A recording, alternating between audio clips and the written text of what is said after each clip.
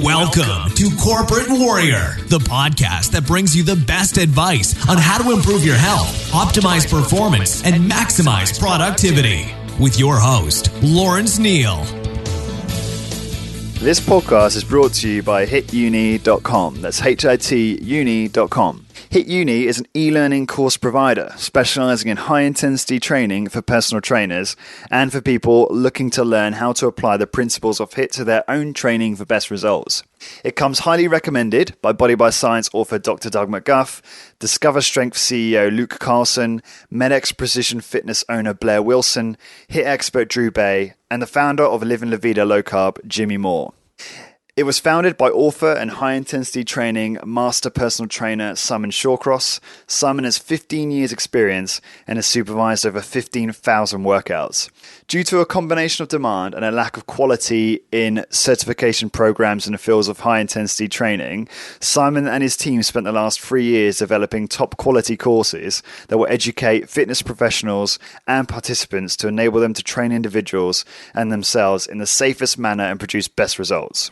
HitUni has been put together using knowledge from the very best minds in the field of exercise, including Skylar Tanner, James Steele, Dr. Doug McGuff, Drew Bay, John Little, Mike Mensa, Arthur Jones, Dr. Ellington Darden, and many more.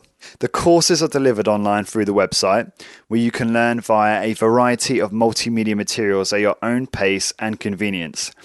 The online video presentations are engaging and make learning fun. Online support and a discussion forum are provided to resolve any sticking points and enable you to share ideas and ask for help. Depending on whether you want to become a personal trainer, are already a personal trainer who wants to upskill, or if you're a keen HIT participant that is eager to learn more about how you can apply HIT to your own workouts for maximum benefit, there are several great value courses to choose from. I am personally partway through the PT course and I'm really enjoying it. I primarily wanted to do the course to learn more about how to apply HIT to my own training for better results. The courses are really easy to follow and each section is organized into bite-sized chunks that give you a real sense of achievement after you complete each one. To get your exclusive Corporate Warrior 10% discount on any course you purchase, simply head on over to hituni.com, that's hituni.com, and enter the coupon code CW10, that's CW and the number 10. So again, head on over to hituni.com, hituni.com, pick your course and enter the coupon code CW10. Thanks very much for your support.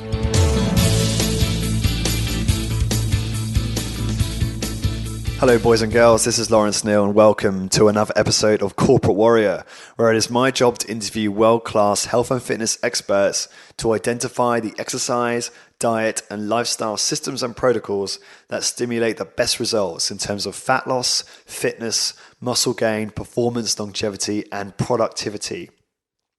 Guests include high-intensity strength training experts like Dr. Doug McGuff, John Little, Drew Bay and Skylar Tanner, biomechanics experts like Bill DeSimone, New York Times best-selling authors like Ben Greenfield, nomadic fitness entrepreneurs like Steve Maxwell, exercise scientists, nutrition gurus, world-class personal trainers, elite adventure racers, and so on. Please excuse my man flu and croaky voice, but this intro couldn't wait any longer. Today, we have strength and conditioning and paleo lifestyle expert Keith Norris. You can say hello to Keith on Twitter at Keith Norris. That's Norris with 2 R's and 1 S. Keith was, many of you asked to have Keith on the podcast, and I've followed Keith for some time, and it was about time we got him on the show. Keith started out as a serious athlete. He played American football. I have to say Americans, that the British understand that this isn't soccer, at Texas State University. He then went on to develop a distinguished military and corporate career. Keith walked away from a well-paid position in the pharmaceutical industry to become a personal trainer at the highest level and pursue his passion helping to make the world a healthier place. Since this transition, Keith has been incredibly busy. He's become a thought leader in paleo nutrition through his blog ancestralmomentum.com, which is consistently ranked as one of the top fitness blogs and in the top 20 by Breaking Muscle. In addition, Keith and his wife, Michelle Norris, founded PaleoFX, which is the world's most popular paleo conference. PaleoFX is an organization dedicated to advancing and promoting the functional paleo approach to health. Their mission is to show how theories of evolutionary health can be made functional and turned into real-world practices that improve human health and well-being. PaleoFX features the world's top experts on the paleo lifestyle, including Mark Sisson, Rob Wolf, Chris Kresser, Abel James, Nora Gedgaudes, and many more. Keith's been a strength and conditioning expert for 35 years and has, I believe, coined the term physical culturalist, which is what he categorizes himself as, which he defines as helping people produce the best and most helpful physical expression that their genetic hand is capable of achieving. He's currently the regional manager in Austin for Efficient Exercise, a personal training business that specializes in highly effective 30-minute workouts designed to achieve maximum health and fitness return with minimum time spent. Their customized programs combine resistance training, conditioning, mobility, and intensities in ways their clients have never experienced before. Keith's also involved in several other businesses, so it's pretty impressive to see how he's been able to continue to improve his health and physical appearance and performance whilst having success in multiple endeavors. In this interview, some of the things Keith and I talk about include his football career and why he didn't go professional. We go into depth on his views on the upside and downside of high-intensity training protocols, and this discussion point reveals the type of protocols that Keith feels are more productive for hypertrophy.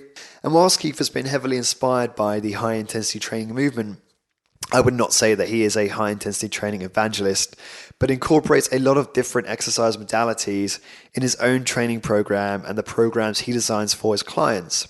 On this point, in my usual fashion, I play devil's advocate with a view to try and understand Keith's exercise thinking, which includes auto-regulation, high-volume training like J-reps and the 5x5 workout, and Keith's 5T system for exercise strategy. Following on from that, we do touch on diet, and I ask Keith about carb cycling, vitamin D supplementation, and the infamous cheat day, and we talk about obviously a lot more stuff as well. For all the show notes and links, please head over to 15minutescorporatewarrior.com. That's numbers 1 and 5 minutescorporatewarrior.com. And if you can't remember that because it's a very long and silly URL, please just search corpwarrior.com. That's CORP warrior.com, and that will redirect you to the homepage. Please excuse my croaky voice in this interview. I've actually just come back from a holiday in Mexico where I had many a cheat day, and I think that included with combined, I should say, with the jet lag, has not done me any favors. But, thankfully, I'm not doing much of talking. I leave that to Keith in this interview. So without further ado, please relax and enjoy with Keith Norris. Okay, so Keith, one of the podcasts I listened to you on, you spoke about your background in American football. I'm going to say American football because I'm British. Sure. And you said you played at Texas State University. Did you play professional after that? That wasn't clear to me. Did you continue playing? No, I did not. I suffered a pretty bad knee injury when I was in college at Texas State. And although I fully recovered from that, the ramifications of that particular injury and the way that injury had to be repaired, it resulted in a little bit of loss of quickness. And at that higher level, a little bit of loss of quickness means, well, you're not only going to go to the next level, but you're likely not going to finish your college career too, which is what ultimately happened to me. So, yeah, it was, it was kind of a freak. It was a freak injury, but the sport's a dangerous sport, and things like that happen. And really, it kind of sent me for a psychological reel for quite a while, because I had invested my full everything that I was revolved around being a football player, and I had every intent on going to the next level. Wow. And no one would have told me otherwise, and I would not. To be quite honest, I was tracking for that. I mean, I had a great career. I was good at what I did. I just happened to have all the skill sets, all the the size and everything. There was nothing that would have told me otherwise, that this wasn't going to happen, or it was marginal at best, or anything like that. I mean, I was tracking perfectly. Yeah. But those things happen. I mean, they happen in every sport, and they just happen more often in football because it's American football, because it's it's a dangerous sport. So Absolutely. I can hear through your voice that you sound quite sad about that. Do you, although in hindsight, do you see that as maybe a good thing in that it set you on a completely different path to what you're doing now? Oh, totally. I'm a pretty spiritual guy, so I wasn't necessarily then, but now I am. So a couple things, that sent me on a path that I would not be where I'm at today if I had not, if that injury had not happened. And it's a good path. You can't, the way things turn out. I kind of, I had a hard time when I was younger. That was what I wanted to do, and I felt like that was taken from me. And so I had some anger issues with it, and some other things that I finally had to get over. But one thing that I don't know if you've had Doug McGuff on your podcast. Yeah, twice. Before. Great guy. Okay, fantastic guy. And he's told me before, the best thing that ever happened to you was getting hurt. I mean, for your long-term health, that was the best thing that ever happened to you. And Great way. I have to. Yeah, it is. And there's many, many problems with the sport on the concussion side of things and the traumatic brain injury side of things. And, who's to say what would have happened if I would have continued playing? So I really take what Doug said to heart now, and I really embrace that. But, and he has said that before, which is kind of funny, but it's probably true. That's really nice. Don't they say the average life expectancy in NFL is like 56 or something like that? Is that accurate? Yeah, it is. Sadly, that's crazy. And it is. It's just the pounding on the body that takes place in that sport. And I love the sport. I mean, I don't. I will say this though. I was glad that my boys did not play football, and neither of them did. They played like peewee level stuff, but when they got old enough to where there could be some serious injury, they kind of branched off into other sports. So and I was not sad about that, I'll just put it that way, because by that time I realized that this is it's a dangerous sport. But. Do you know, I play basketball, not at a very high level, just for recreation. But I'm always interested in what people think about the wear and tear that basketball has on the body. I probably play on average once a week, competitively, I suppose. What are your thoughts on basketball as recreation? Do you think it could cause damage? Do you think it's relatively safe? Basketball is a pretty safe sport if you're strong enough to handle the sport, and this is where people get in trouble, right? So they.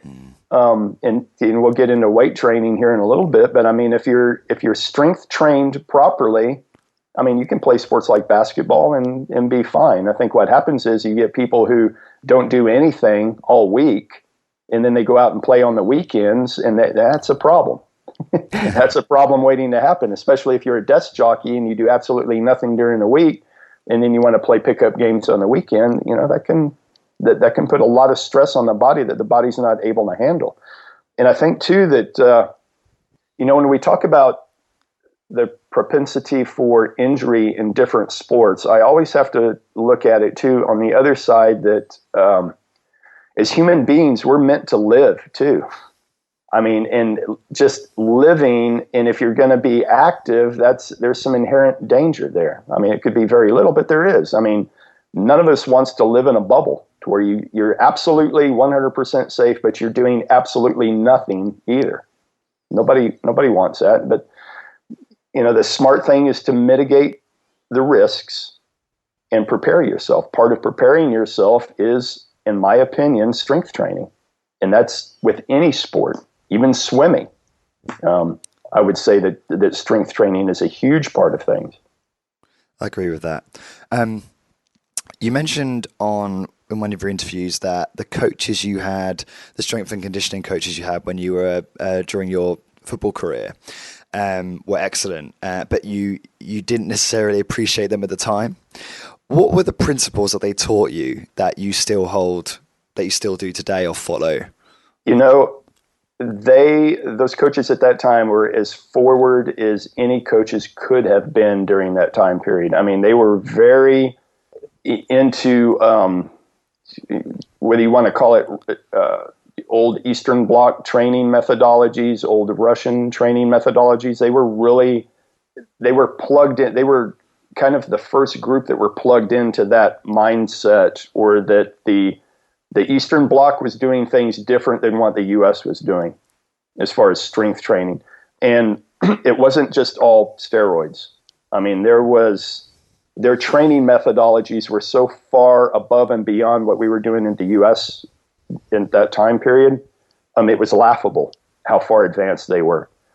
So yes, those countries were very adept at using drugs, very adept, but they had training to go along with it. And so it wasn't that our coaches perfectly matched what the Eastern Bloc was doing, rep by rep, step by step, because they also realized that these methodologies were based on athletes who were using drugs. And so they had to pull back on the volume and the intensity some, because you're working with kids who are not drug taking, and that's part of how steroids work is they allow you to recover very, very quickly. So that's part of how they work. So an athlete can get many more frequencies of workouts and at a much higher intensity than someone who's not taking would be able to do. So that was the other part of it. And it wasn't just like they were cookie cutter mimicking what these coaches were doing. They had enough foresight to know, okay, we've got to back off on the volume and the intensity on these kids because they're not drug taking. So that was, if I look at that from a global point of view, that's what they were doing. And it wasn't, they weren't doing the bodybuilding type methodologies. It wasn't the 6-day split that Arnold was using. They realized that, that works fantastic for a non-performance athlete or for a bodybuilder. That's exactly what you want to do. I mean, those guys figured that out for a reason. But people who are training otherwise for performance, you're using the same tools, but you're using those tools in a totally different way. And so I grew up, so some of the first exercises I did were hang cleans and power cleans and power movements. But I was also exposed to a lot of bodybuilding movements too that were utilized in a way to help protect the joints and to put on muscle mass. And for those reasons, so I was exposed to all different types of training methodologies, and I realized that there was something to be learned from each type of training methodology, and they each had their advantages over the others. And so, from an early age, I was able to piece this together. And that really hasn't changed in the way I train now or in the way I train my clients. I still use those basic principles. All right. That's quite unusual because I guess it's quite talked about is that, coaching folklore is very much kind of Rocky Balboa syndrome, that more is better across the board. So that's really sounds like you had a very unique situation. Yeah, the Rocky Balboa thing makes for a great movie, right? But it doesn't play out in reality. Sure. And, the reality, and I've trained athletes too. I've been in a collegiate training environment. And I think if people saw what that environment is like, they would have a totally different take on weight training in general, and maybe even CrossFit, because I think people think that that when you're training these athletes, you're just killing them every time they're in the weight room, which is so far from the truth as to be laughable. I mean, there are times in the off seasons and in the summers where metabolic conditioning is the goal. And the fact of the matter is that metabolic conditioning for that particular sport is pretty grueling. And the only way you can get it done is you have to go through that grueling period to force the body to adapt. But after those periods are over with, when you're working on strength and working on technique and things like that, it's pretty boring. So you won't ever see any YouTube clips from a major university during the boring periods because it's boring. I mean, it's just sets and reps, and it's not people puking. It's not people, laying on the ground, writhing in pain. That's all of that. There is a period for that. And I'm not going to say it's not there because it is, but they're very short and they're very intense blocks of those periods that you go through. And that adaptation is very sticky too. So the metabolic conditioning, we call it sticky. It lasts for a long time. It has a long tail, and you only have to hit it every now and again once you have a good base of metabolic conditioning to keep an athlete primed. So I think looking at something like CrossFit, where I don't hate on CrossFit all the time. I actually like a lot of what CrossFit does. I just think that the programming could be a little smarter in most cases. In other words, the last thing you want to do is do a highly technical skill in a fatigued state. And, that's kind of the bottom line. There's a lot of CrossFit WODs where that happens, and you have to ask yourself why.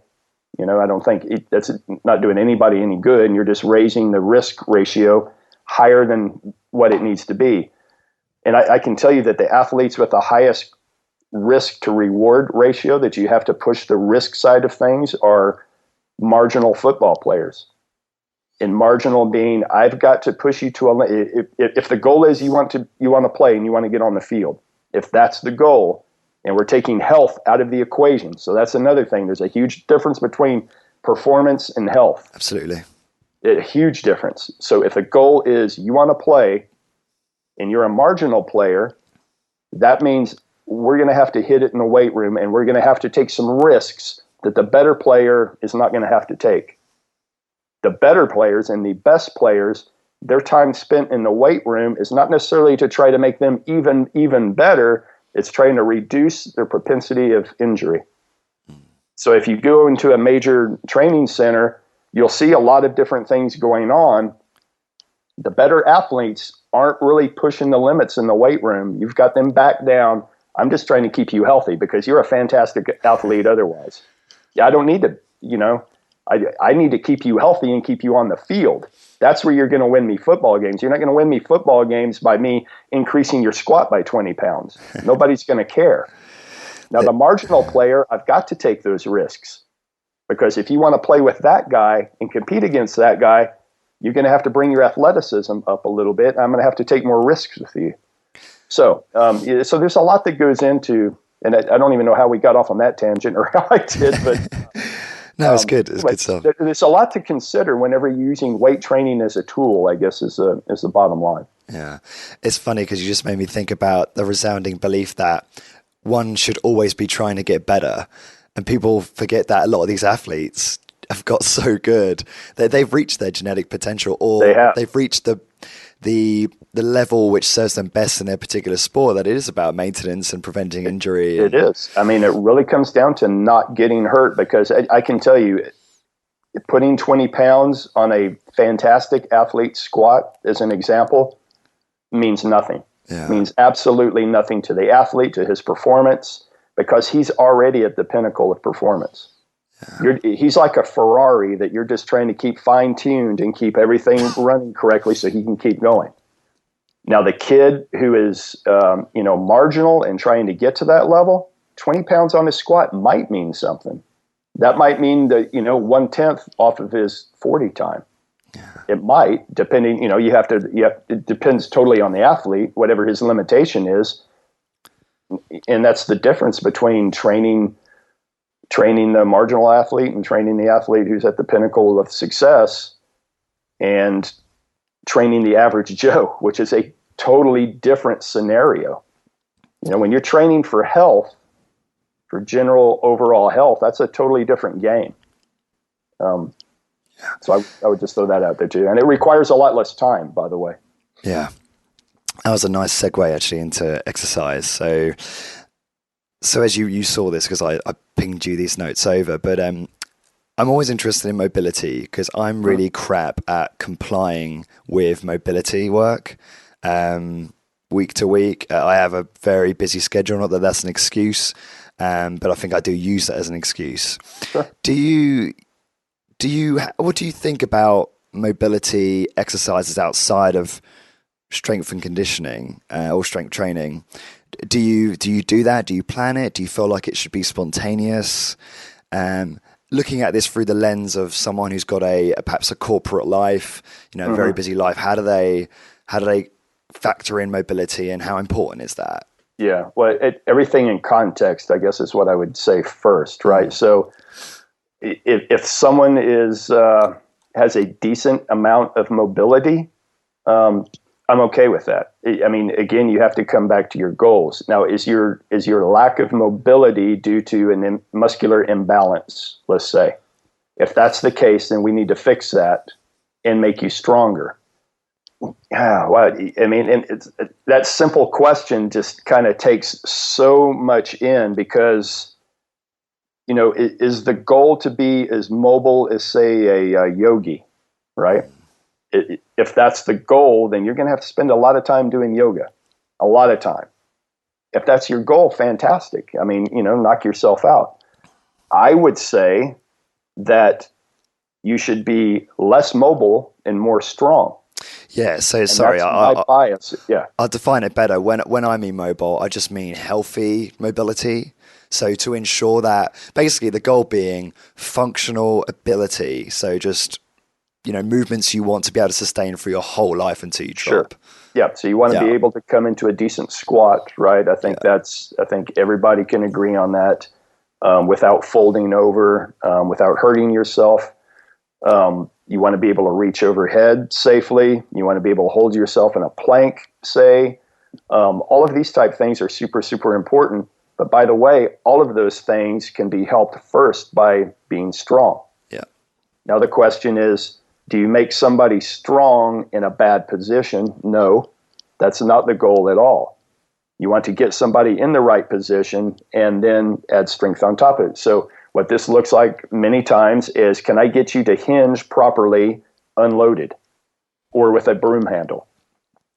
Right. If that looks good, if we're, you know, within a 90%, and a lot of this is coach's eye too, I don't have to have absolute perfect movement out of somebody before I start loading them. I get adequate movement, and then I load them, and then I back up and I work on movement unloaded, so it's this play between loaded and unloaded movements. And I'm really interested in things like hinging, things like squatting, and things like reaching overhead. Those are the basic movements: hinging, squatting, reaching overhead. And with even a lack of attention to those basic movements in, say, a PT-like fashion, physical therapist-like fashion, I can get people to get into the right position if they're stronger. So there's this whole weaving of, you know, do I need to back off and do mobility work on you, or do I need to go ahead and strengthen you? And a lot of that's coach's eye. But do I put a premium on movement? Yes, if the movement is bad. Otherwise, the base of everything is strength. And I would just start there. The base of everything is strength, because many times if someone can't squat properly, they're just weak. So I truncate the movement in the squat, and maybe I'll go from a squat to a leg press for a while. I get them stronger in that fashion, and know magically they're squatting better without me having to do a whole lot of PT-like work on them. And I'm not saying that stuff is not important. Again, it's coach's eye. There may be an imbalance that I can target immediately and get that imbalance back up. And we see this especially in the upper back, say. You know, people who are at a desk quite a bit start to get the kind of rolling over type deal, and the, you know, kind of the hump in the back, and the shoulders are rolling forward. We can fix that pretty easy just with some band work, just pull aparts with bands and chins, and just basic work on the upper back. It's really not rocket science at all. It really isn't. And in fact, when I think what hampers people a lot of times is they make it more difficult than what it is. It's kind of like diet. You know, I can sum up diet in 2 sentences and boom, we're off and running. Or I could get a PhD in nutritional science. But is that PhD in nutritional science going to make me thin or make me, you know, at a 10% body fat level? No, it's the basic stuff that's what's going to get me there. The same as I could have a PhD in exercise science. Is that going to make me more healthy and stronger? Probably not. It's going to be the application of very, very basic principles is what's going to get me there. So I come at training and I come at exercise a little bit different than probably a lot of other people that you had on your show. Is I start from a practical sense, from having been an athlete and having been trained myself, and having actually felt what these different protocols do in context, versus coming at it from the academic level back into the practical. So it's not that I poo-poo academics at all. I certainly don't. But I give credence first to what's worked in the field. And then I kind of look at the literature to find out why that is. And if I find something in the literature that can back it up, maybe I can do a tweak on what's worked in the field and make it even better. And that's kind of how I come at the science versus in the field divide. And it is a divide. I mean, I wish the two teams could play together nicely, but they don't. Yeah. And I kind of find myself in the middle of that divide, and I lean more towards the coach's side just because that's what I've done. I didn't come through the academic channels. I came through actually being an athlete and through the coach's side of it. But I certainly don't poo-poo science at all. I just use it as the tool that it is. Yeah. You train quite a lot of corporate guys, lawyers, that kind of thing. So they have hardly any time. So their programs have to be quite minimalist, I imagine. And I'm assuming from what you said, and I completely agree, is that strength comes first in most cases, if their goal is overall health. Yep. So what else do you recommend from a hygiene point of view? So things they can do during a working day, reduction in sitting, or are there anything what sort of tips and tricks do you give them to kind of, this is for my own selfish curiosity, by the way. Sure. Well, I tell them too that there's a difference between intensity and volume. And the two, if the intensity is high, the volume's got to be low. I mean, that's just a basic principle. Volume would be time under tension, trying to think of terms that you've heard before, but that time would under be load. I'm familiar time with under this, load. Yeah. So the higher the intensity, the lower the time under load is going to be. I mean, that's just physiology, and that just makes common sense. But to get back to your question, what do I have them do when they're not with me? And as a hygiene, sitting, if I could, so there's two things. If I could keep people from sitting so much, that would be a great thing. And if that means getting a stand-up desk, fantastic. I think that's good. If a person has to sit, and I'm sitting right now, and I'm sitting in a chair because I want to stay halfway within the screen. If I was sitting at home at my desk, I would be sitting on a Swiss ball, which forces my core to lock in to keep me from just being jello and falling off the ball. I've got to lock in a little bit. Alternate between that and standing. So if I am sitting, I'm actively sitting. I tell my clients too that you cannot walk enough. You can absolutely not walk enough.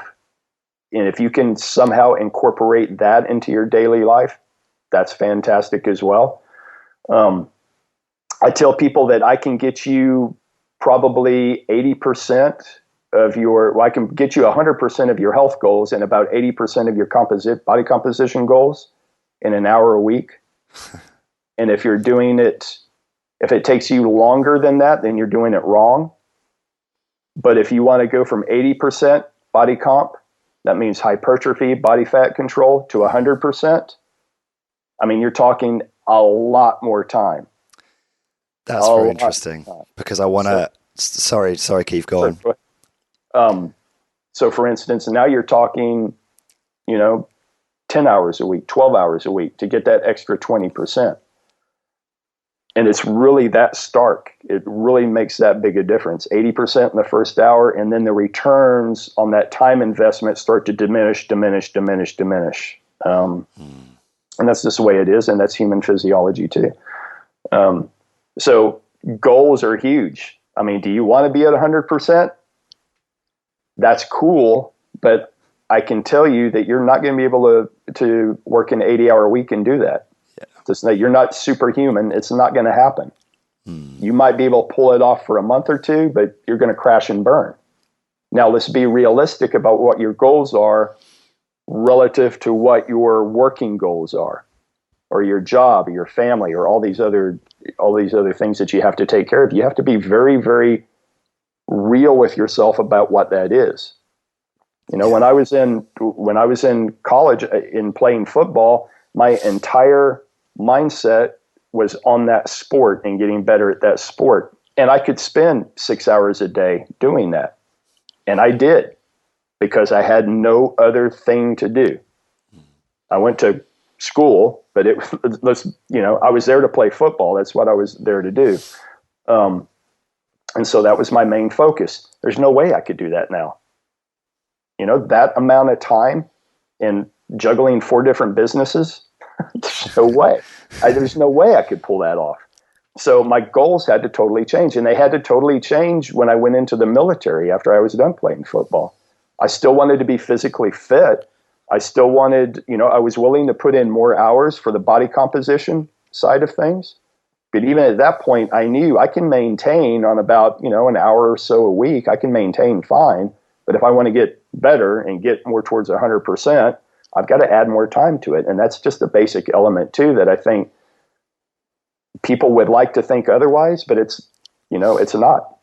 You can get 80% with that hour a week, and then you're going to have to start shoveling some time at it, even if you're doing it smart. So that's interesting. We'll come back to that, because I'm really interested in knowing what that 20% means. But before we get to that, I should have probably explained, because I think I haven't done a very good job of explaining this, Keith. But this podcast is obviously mainly focused on high intensity strength training. Oh, yeah. It was inspired by Doug's book, Body by Science. So I've had, obviously, I don't know, did Skylar tell you he'd been on? Yes. Oh, yep. Good. Okay. Good. Yeah. Okay. No, cool. I listened to Skylar's show too. Yeah. Oh, good stuff. All right. Yep. So you talk about high intensity interval resistance training. Can you explain what this is and its benefits? Because it's sure. Sorry, go on. Yep. And I will start painting my answers in the context of high intensity training. So, and let me just say for the record that I'm a fan of high intensity training. I think it, for when we're talking about training people who have a very, very limited amount of time to train, and their goals are primarily health oriented, I think it's a fantastic way to go. In fact, we've built an entire business that incorporates, let me just say that a large portion of our training principles come from the HIIT community. Not all of them, but a big proportion of them do. Our training sessions are 30-minute sessions, which kind of falls right in line with the HIIT principles. And the reason we did that is we're training a demographic that doesn't have time to train. I mean, we're training lawyers. I just had a block of 6 clients that I finished training right before we came on. 4 lawyers, a concert violinist, and I can't remember, an entrepreneur. So that's the type of clientele we have. They don't have time to think that they didn't have time to train. That's cool. Those are the type of people that we work out, and I train them all in the fashion that you mentioned. Now, the difference between high intensity interval resistance training and classic high intensity training is now I'm just compressing a number of exercises in a short period of time, and I'm getting a little bit more volume out of the whole system.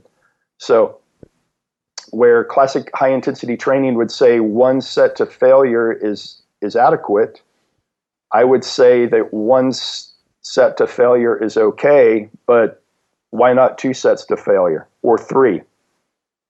If I can do it in the same amount of time and I can do it safely. The reason being is we don't even know what failure is. I mean, no one can define failure. Okay, if I do 1 set and I can't move the weight anymore, does that mean that my musculature and my central nervous system is fully taxed? I would argue no, because I can come back and we have ArxFit equipment that is able to track force output over time. And I can come back in a second set of the same exercise and show more total force output or more work output in the same period of time the second time around. I can show higher peak force outputs the second set, despite reaching failure in the first set. Despite reaching failure in the first set, which well, the reason is the central nervous system is now primed a little bit more. Right. So there's a number of different theories on what failure is, and really what failure is a culmination of many different things. It's internal heat production. It's a central nerve. There's a governor in the mind that it will not allow the body to push but so far. It's trying to save the organism from just self-destruction. And by the way, the better athletes in the world are able to narrow that gap. Right. So those are just the big two. But if you realize that, and you see this play in reality, and you see it play not just across an athletic community, but across, the lawyers that I just trained, the concert violinists I just trained, all these people, they perform the same way. The first time through the exercise, for all intents and purposes, they would tell you that was to total failure. And I can see it as a trainer. I've pushed them to failure. I can come back and hit that exercise again and get a little bit more out of them. Most people, it's 2 times around. It's 2 sets. Some cases you can get 3 out of people. But after that, it falls off. And I would say, okay, that's, we've got enough muscle inroading that we can move on. So, I think this is one of the things that I had picked up from practice, that being in the field, knowing that one total set to failure was not adequate. And it was not the only thing that the body could do. The body could produce more the second time around, and possibly even the third time around, depending on how the person is wired. Have you seen clients, sorry to interrupt, have you seen your clients perform markedly better doing 2 sets or more in the protocol you described versus 1 set? Yes. Really? Across the board, are there many exceptions? Not across the board. I mean, there are, like anything, it's a bell curve. I mean, for some people that's too much. And you really have to kind of feel this out as a coach and feel out if that's too much. For some people, it is too much. But I think for the vast majority of people, it's perfectly fine. So just like I was saying that there's a small percentage of people who can go into the 3rd and maybe even 4th sets of a certain exercise, bettering their force production, their total work output. In all intents and purposes, that person has performed more work and had more muscle inroading in the subsequent sets than they did in the first set. Myself being one of those, I'm kind of a 3-4 set kind of guy, and I'm getting better. That's at the other end of the bell curve. Okay, that's an extreme performer on the other side. I'm not like patting myself on the back or anything. There's a lot just genetically that it's just gifted in that way. And I know that, and so I play to those strengths, but I also have to ferret this out with my clients too. And there's many on the other side.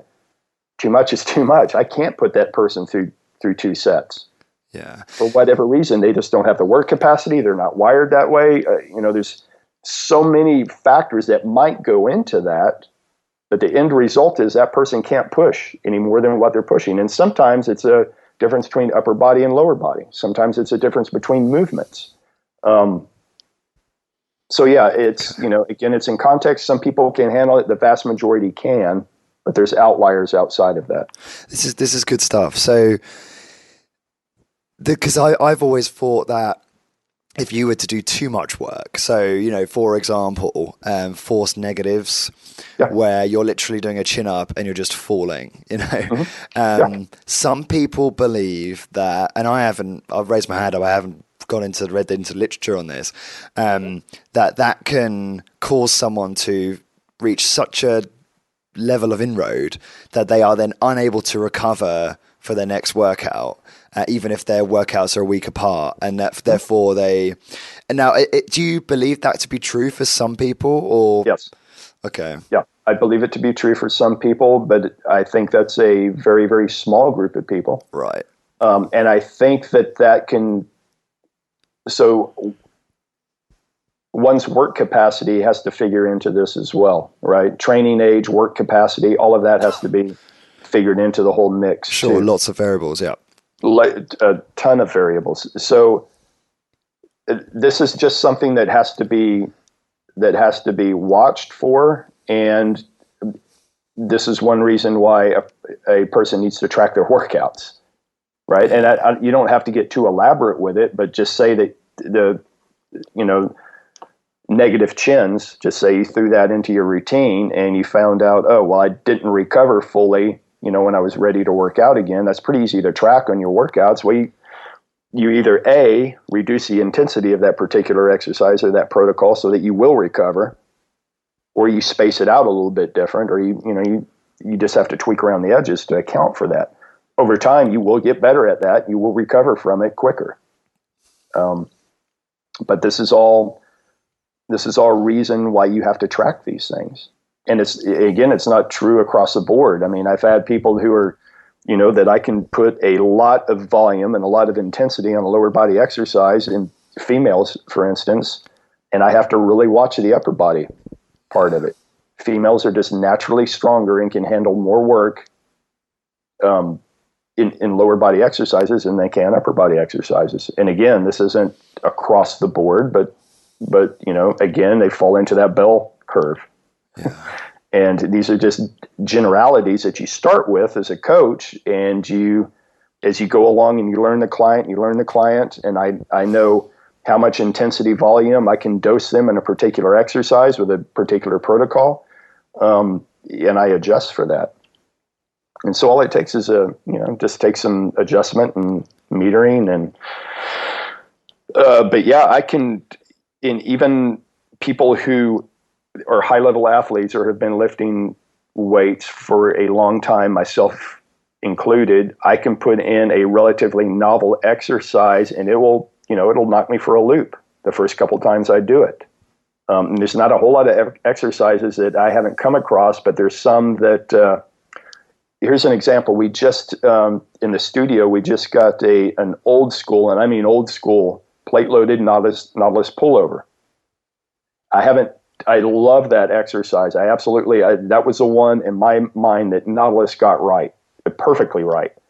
And so we've had it in here, and of course I'm like a kid with a new toy. And the first time I got on it, hadn't been on it in a long time, and I was super sore, and it took me a while, longer than normal, for me to recover from an exercise to get on it again. But isn't that just because it's a new skill? You're not conditioned for it. It's using a muscle in a different way. It's all of those things. All of that. But even, so I had where I would normally do a back exercise just about every other day because I recover really, really fast from workouts. That's just, I'm just lucky. I eat right, I sleep right, all of these other things that factor into recovery. Plus, I'm just genetically wired to be able to recover very, very quick. I could, if I was doing a barbell row, say, go to failure every other day, and I recover, and I can come back and recover fully. But on that particular exercise, it still hits the back, hits it a little bit different. But the inroading of that resulted in me having to wait, 2, 3, 4 days before I was on it again. So, that same principle applies even to novices who are lifting. So I just want to make sure we answered the question. I think we did, which is that high intensity interval resistance training is this multi-set version of high intensity training. Is basically what it is. Okay, good. Yep. And I would argue too that the Mike Mintzers and Dorian Yates of the world, that the HIIT crowd kind of looks at as the pinnacle of HIIT training. If you actually saw their training, they're doing multiple sets. Yeah. Right. We can argue the finer points ad nauseum, and it really doesn't. I've kind of gotten out of the whole HIIT argument back in dial-up days. I was tired of that argument. I was just like, oh, whatever. I don't. But I have seen in my younger days HIIT people train, and Mike Mincer, people along the Mike Mincer line, and no judgments, but single set to failure was the last set that they did. to failure. There was feel out sets. There was, a couple other sets that went into that. And then it was one set to failure after that. Okay. I get that. That's in my world, that would be like a finishing set to failure. Now, I'm not saying I'm just doing one set, because there was a lot of stuff that led up to that. Yeah. Now the last set, the finisher, might be to failure. But anyway, it's just, in my mind, it's neither here nor there. It's just, and I'm not an absolutist. I steal from every routine you can think of. Yeah. I don't care if it's HIIT. I don't care if it's super slow. I don't fall into any categories. If a methodology works, I will utilize it. I really respect that about you. And I've found that when I've listened to your stuff, I've noticed that a lot. And that's very much the essence of this podcast. It's not saying high intensity training is the only way, which I'll admit, I'm a young guy. I was quite dogmatic at first. My friends hated me for it. And now I'm realizing, like you said, actually on a podcast listening to today, I think it's Health, Mind and Body. You said the more you know, the more you realize you don't know. The more, and I'm finding that with these interviews. Obviously I'm talking to guys like Doug and Skylar and Drew and Bill D. Simone, and the list goes on, and it just blows my mind, like how little I do know. Well, that's the way it should be. If you ever get to the point where you think you know everything, I guarantee you don't. And you're going to be humbled if you truly think that. And it is true. The more I learn about strength and conditioning, in everything in this realm, the more I realize that I don't know. I do a lot of stuff on feel, and because I think it's right, and because I have felt it in my own body, and I know that it works. A lot of it, I can't tell you why it works. Yeah. I can't tell you why you need another set at this time. A lot of it is just by feel. And I think a lot of the better coaches coach by feel. The academic side of the crowd, that's the last thing they want to hear, because everything needs to be documented. There has to be data to support whatever. And I get that, and I appreciate it. Totally appreciate it.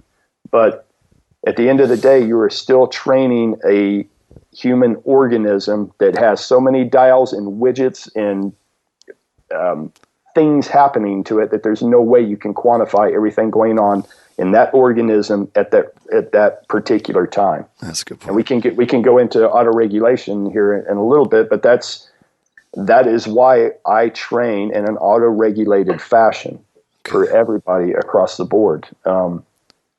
Because I can't account for everything that has happened to that organism up until the time that they present to me. So I'm going to quote you here, which is a comment you made on one of your articles, which I found very thought-provoking.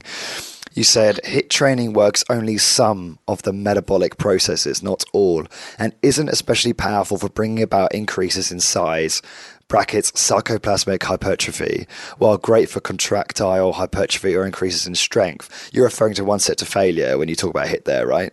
Yeah. Yeah. So, go on. Sorry. I was just going to say that there's a lot of factors that play into hypertrophy, if that's all we're talking about.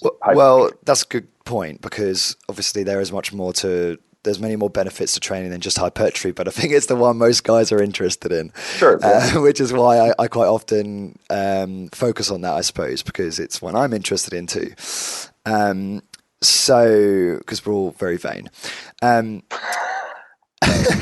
It's true. I still train for hypertrophy too. Let's face it. It's people want to look good, and muscle looks good. So I'm sorry. Totally that's okay. So this is the heavily debated argument, isn't it? What is the optimal training regimen for hypertrophy?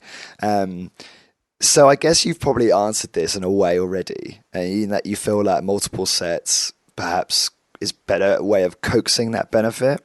Yeah. Benefits. Sorry. What? Yeah. I guess just mainly focusing on hypertrophy, but what do you feel? And I know this is difficult to answer because everyone is different and everyone has to experiment and try different protocols and modalities. Yeah. But is there, in your experience, a particular protocol that has been more successful than most at inducing hypertrophy? Yes.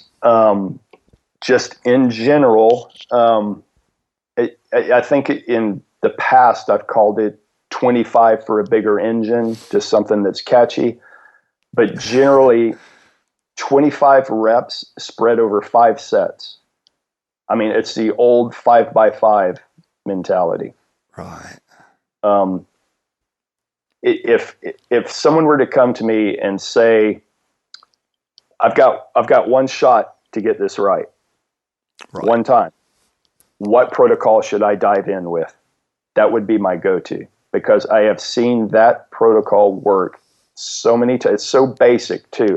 It's just such a basic protocol, but it works. Now, why does it work across such a wide band of people? I have no clue. I don't know, and there's no magic to 25, but there's something about the cumulative work, number one, the total stress that's put on the musculature, the load that you would use to allow you to do 5-ish repetitions, which is going to be a pretty heavy load, and the amount of volume, all of that taken together produces an effect on the human body that I've seen work time after time after time after time. Now, the problem with that is it takes a lot of time. That's the downfall to that. So, it's you can only do, let's say, so many movements in a 5x5 protocol before the entire system is like, I'm done for today, and I'm not doing enough work to, I'm just kind of spinning my wheels.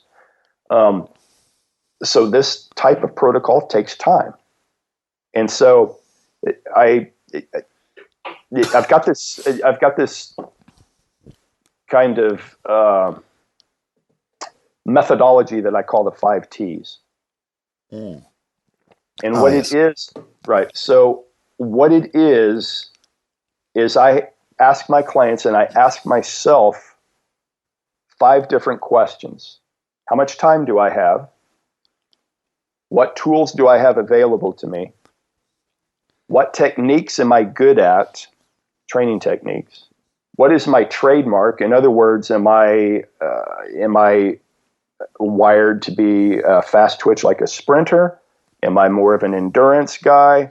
Am I, more type 2 fast twitch fibers? Am I more, slow twitch fibers? Because once you find that out, you need to adjust your training to fit that. And what is my temperament? Some people can do the absolute same routine day after day after day after day after day, and they're fine with that. Other people, if they do the routine 2 times in a row, they're like ready to, shoot themselves in the head. They just can't handle it. Me being one of them. I can't do the same thing more than a few times or I'm done with it. So all of these things have to be taken into account. The number one issue is time. And in fact, we built an entire training system based on that, because we realized with the people that, let's just face it, they have very, very good incomes. They have disposable income, but they do not have the time to train. So if I'm in this business to make money, it would behoove me to figure out a program that A, was very, very fast, didn't require a whole lot of time, and was effective. And that's exactly what we've done at Efficient Exercise. So getting back to your what works, what I've seen work 1,000 times is not what's going to work in this scenario where I have somebody come in that doesn't have a whole lot of time. That 5x5 scenario is not going to work for them. They just don't have the time to pull it off. So now I've got to figure out a way to manipulate that type of metabolic hit on the body to make it fit into a 30-minute time frame. So have I done it perfectly? No. I have to give up some on the hypertrophy side of things. I just don't have the time to put in the volume that to maximize a hypertrophy. This gets back to the 80%, 20% thing. Yeah. Hey, if you can give me another hour a week, I can get you up to maybe 90% of your hypertrophy goals. Yeah. But they're not willing to do that because, they've got other concerns. So, but, a football player in the off season, for instance, an American football player in the off season who needs to put on musculature and they need musculature because that is essentially the padding that they have to keep them from getting broken in half. Yeah. 5x5 is generally what we do for that type of hypertrophy, but they have the time to do it. What's the standard frequency for that? It depends on the person. And again, you have to go back to, you may be, 3 times a week. Maybe that's all you can handle. I might be able to handle 5 or 6 times a week. Full body each time? Not full body, no. Generally, I split that. Generally, I split workouts like that at upper body, lower body. Got ya. That always happen that way, but for a general sense, upper body, lower body. Yeah. Okay, so I'm going to, still on the subject of hypertrophy, but I'm going to change the question slightly. Mm-hmm. If you, again, this is difficult because, again, I know that you would have to adjust and change depending on the individual. But if you took someone, and I'm sure you have clients like this, lawyers, people who are really time short, mm-hmm. who just was super vain, and they want, if they're skinny guys, ectomorphic guys, they want to just gain muscle. Yep. And they've got, let's say they've got 2 hours a week. Mm-hmm. What would you make them do in those 2 hours? Would it be, like you say, 2 5x5s, or the other protocols that you haven't mentioned that you might throw in there? Yeah. So, Sure. So I can just tell you one protocol that I use with people here quite a bit, because it is very, very intense in a muscular inroading sense, and it takes a very short period of time, and it's called J reps. Right. And so, and I'm sure you've heard probably Drew talk about it and a couple others, but it is a very, very intense protocol to put somebody through. And essentially what that is partial ranges of motion in a very, very controlled fashion. So if you think of a bench press, for instance, and let's imagine breaking that bench press up into 3 sections. So you would have from the chest to about a third of the way up is one section. And then you would have kind of the midway section, and then from the top third to near lockout being the last section. You would go through and you would work those sections in sequence to failure. And your listeners can't see this, but I'm using air quotes here. So I'm going to quote unquote failure. They cannot move the weight anymore. The force production, if I'm looking at force production, it's just kind of falling off the map or falling down to about 40% of what they started with. By whatever measure I'm going to use, we're going to call that failure. And I just move through the entire range of motion in sequence. It's very, very taxing. It is. So you get a lot of the things that we talk about that induce hypertrophy are there. So you can use a pretty decent load. You've got some decent time under load, and you build up some pretty heavy duty metabolic damage by doing that. And there's different things that I compare with the J reps, but that's a very, very intense technique. It's a little bit hard to describe just by talking about it. You really have to go through it and see it done in practice. But I don't even know if there's maybe some YouTube examples out there somewhere. I don't even know. But I know that this type of technique and techniques like that have been around forever. I mean, they've been around since I was a kid. Super effective, super effective. And I think another thing too, if people were to come and watch me train individuals here, they would see this mishmash of bodybuilding, high intensity training, strength and conditioning work for athletes, just this whole mishmash of stuff that is put together particular to each client. Cool. So one client walks in the door, I'm training them a certain way. The next client walks in and I've totally switched around. Now maybe the client that just came through the door, now I'm doing a lot of super slow with them type stuff. And then the next client comes in and I do zero super slow with them, and I'm doing more what would be considered more athletic training, or a little bit more ballistic stuff, or a little bit more quick. And it's from the outside looking in, it's like there is no rhyme or reason to what's going on here. But what it is I'm pinpointing the exercise and the methodology to each client. I've done that against the backdrop of those 5 T's that I just talked about. Yeah.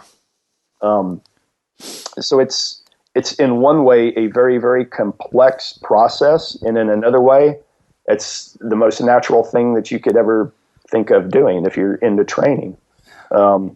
It's perfectly natural to train the person that they are most adapted to, the methodology that they're most adapted to use based on their trademark, based on their temperament, and then, based on the techniques that they're able to pull off properly, because you have a lot of people that have to spend most of their time on machines because they're kinesthetically, they just can't pull off body weight exercises properly to be able to fully tax their musculature.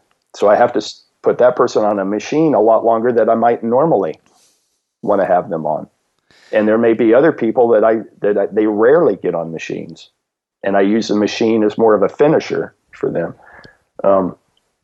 So all of that is to say that all techniques work. I'm a fan of every technique out there, pretty much.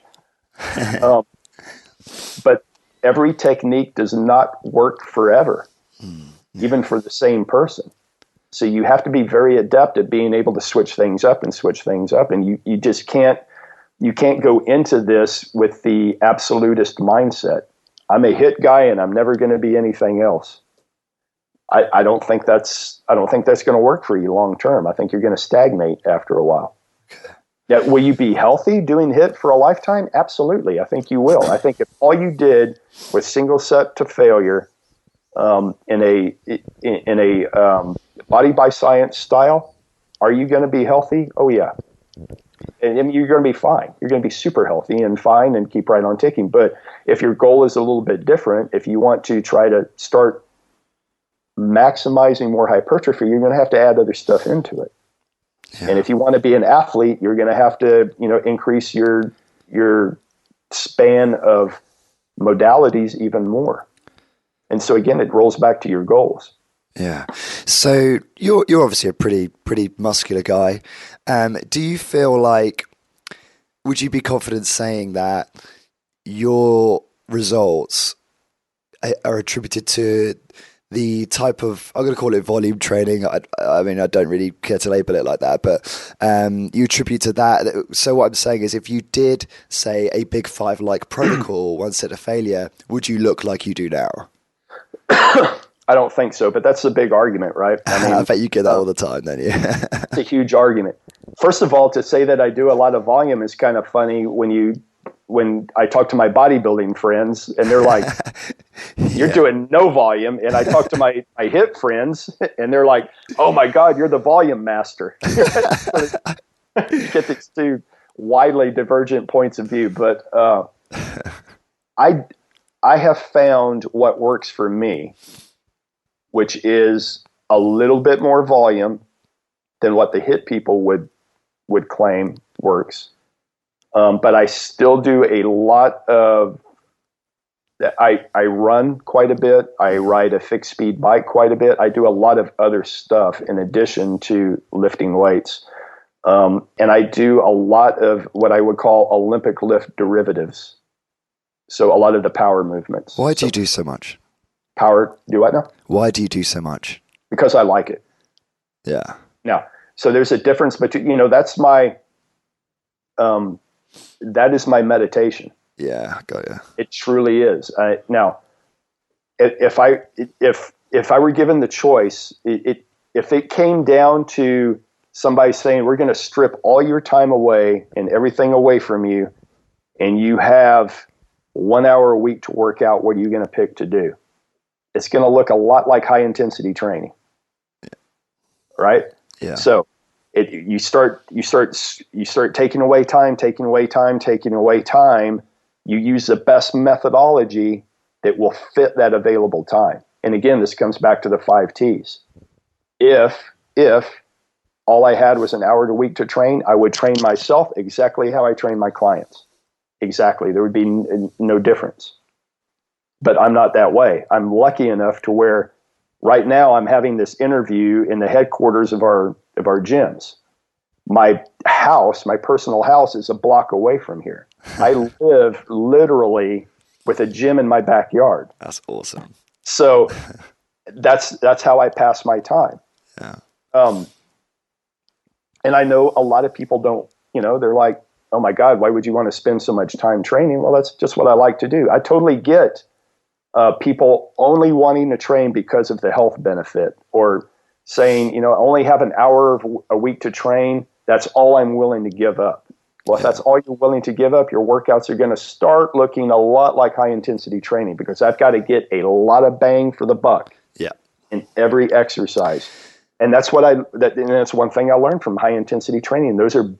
You pick compound exercises and you hammer them, and you get the most you can in the shortest amount of time. I'm totally down with the concept, but you're not going to maximize hypertrophy by doing that.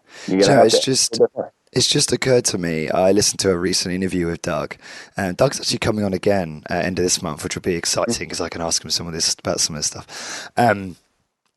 So he mentioned, I believe he did say this, and you might be able to elaborate on this, but he said that he was being asked about whether or not the Big Five was the optimal protocol for hypertrophy, and he did say that some people may need more volume.